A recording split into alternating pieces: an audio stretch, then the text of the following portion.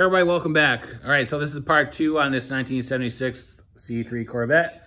We're doing an LS swap in it, and in the kickoff video, we talked about what has happened to it and why we're going down this route. So the engine is a 5.3 drive-by cable. Came out with a 2002 GMC Yukon with about 160,000 miles on it. All right, so it's a drive-by cable engine. It's not drive-by wire. So we've already started collecting some parts, but if you're getting into a project like this, it's best to have a plan and know what you're getting into so you don't get overwhelmed and make the wrong decisions, which are going to cost you time and money and resources, right? So with that being said, why don't we get over to the whiteboard and I show you what the plan is and what we're going to do. Here's the plan, and I have some costs that go along with it, right? So if you're going to do an LS swap, one of the first things you have to decide on is how you're gonna get fuel into the engine, right? So for this one, I am going with a Holley drop-in EFI unit. So that pump is designed to go into the existing tank in a Corvette, and no other modifications are required. That pump also has hydromat on it, which will resolve any type of fuel starvation issues. And that pump will also give me the ability to use the gauge up in the car without changing anything out. Another thing it has is it's a returnless fuel system. And it's also going to allow me to use the existing hardline, the existing supply hardline that's in the car to bring fuel up to the front of the car, right? So because of that, I don't have to worry about external fuel pumps, Corvette C5 filter regulators, and additional filters and everything else. With that fuel pump, I can literally drop the tank, remove the old sending unit, put in the new fuel pump, bring power to it, hook up a fuel line to the existing hard line, put it in the pump, and reinstall the tank and be done with it. That pump is $440. And some may say, well, that's an expensive fuel pump. But once you start looking into what you would have to do for a return style pump, you're going to be doubling your fuel lines. You're going to be buying a external fuel pump that is questionable, and then and they're also loud, and then an external filter regulator and an additional fuel filter. Whereas you can do this, it's one and done, and you drop it in and you're done, right? So because I'm changing the fuel pump, I'm also changing the intake, right? So the truck intake will theoretically fit under the hood of a C3 Corvette, depending on what year. On the 76, it does have the clearance that you need, but because I'm changing the fuel pump, I'm changing the intake, right? Because the intake, like I said, on the truck, is a return style intake, and because I'm changing the pump, I'm changing the intake. So for the intake, I'm going to go with an LS1 or an LS6, and my goal is to go with an LS6 because of the two. The LS6 has a little bit more performance on it. And current value on the LS6 intakes complete. That's the intake, the throttle body, the injectors, and everything else on it. They're around $500. But again, that's complete. It is a little bit more money, but again, it is what it is. So water pump, because I am changing the intake, I also got to change the water pump, right? So we're going with a LS3 style water pump, and the reason why we're going with an LS3 versus a LS1 water pump is the LS3 has the correct offset to work with the existing accessories from the truck. So if you didn't know, depending on the build of the LS that you bought, whether it's a 4.8, a 5.3, a 5.7, a 6-liter, whatever it may be, the offset on the accessories are different from application to application. So, and that can get rather expensive, right?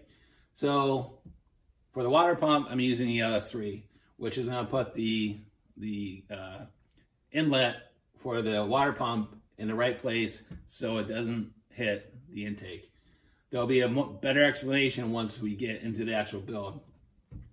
As far as the accessories, so the water pump, that's 180 bucks off of Amazon, and that's a GM AC Delco part. Accessories mounting, so we're going to use the existing power steering and alternator that came from the truck, and we're going to modify the existing accessory bracket, and that's going to be a $0 cost. We're just going to reuse what we already have. The trans, I am sticking with the Turbo 350 that's in there right now. It works great, it shifts great, I've never had any issues with it. But to adapt the transmission to an LS, there's an adapter. It's 12 bucks, so pretty cheap conversion if you look at it that way. As far as exhaust manifolds or headers or whatever you want to call them, I'm going with the stock truck manifolds. And the reason is, if you have a C3 Corvette, everybody knows how hot they get inside the cabin. And right now, the small block Chevy that's in it right now has long tube headers. It has long tube headers on it. And during the summer, any temperatures over 85 degrees, those headers generate a tremendous amount of heat that basically gets migrated into the cabin. And I'm looking to eliminate that.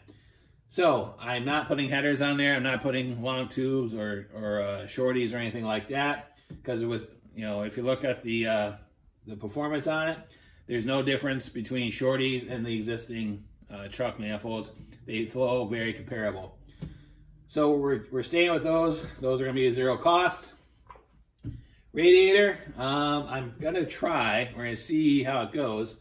But right now, there's nothing wrong with the radiator. It actually works pretty well.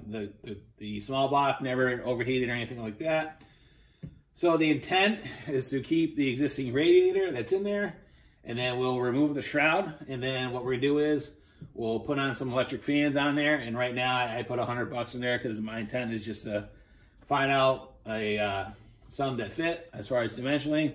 Go into the junkyard, pull a set of fans for $100. Gauges, as far as oil pressure and water temp, we're going to use the existing gauges in the car.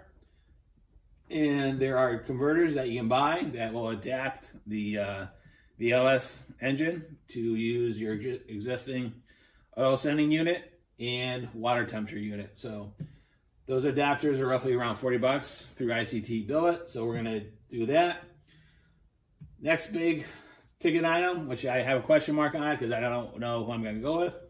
I'm going to go with a standalone. I'm not going to go with the stock, right? Because I can't. Well, I can, but I'll give you a little bit more reasons why I don't want to. Because I am changing the intake up here. It's also going to change the type of injector that's being used. And the injector from an LS1 style intake is different from a truck. So, to use my stock harness and to plug into the existing injectors, they physically won't fit. So you can buy adapters and to make them fit, but the way I look at it, whenever you introduce any type of adapter or gender bender, you're introducing a possible point of failure, right? Which is why the fuel pump, right? So I'm going to go with a standalone harness, right? So there's multiple options out there. You can buy one off of eBay for 80 bucks. I'm not doing that. You can, there's multiple vendors out there. There's PSI, there's BRP, and everything in between. So we'll figure out where we are, probably about a month or two. Figure out where we are as far as the rest of these costs, and then we'll make a decision on the harness. But we are going to go with a standalone harness, right? And as far as the oil pan, we are going with a 302-2 Holley clone. So that is pretty much required if you're doing an LS swap, especially with a truck engine, because the truck engine, the sump hangs a lot lower. And if you're putting in a car, you're gonna have interference issues and everything else. So what Holley came out with a different oil pan, so they call it a 302-1 or 2 or 3. For the Corvette, we are going with the 2. and that oil pan is 180 bucks off of Amazon. So if you look at it, that's the rough cost, right, so far. And then there's some other stuff that we'll get into more as we go down the line, as far as ECM, PCM, routing, and then gaskets and whatever. But that's really kind of like all the major players that are in there. I'm sure we're going to run into more stuff as we go along. That's just part of the process. But if you're going into something like this, regardless of the application, you want to come up with a plan and figure out where you're going to be and not get surprised halfway through and say, fuck, I don't have enough money for this thing. So this is a long-term project. It's not going to happen over the course of 3 weeks, but it is going to happen over the course of 6 or 7 months. And my intent is to have this car back together for the 2024 season. So we'll be working on it through the course of the winter and the fall, and we'll see how we're doing on costs and see how it goes. So if there's any thoughts, questions, concerns, go and leave them in the comments box. I'll get back to you as soon as I can. And as always, thanks for watching and have a great day. See ya.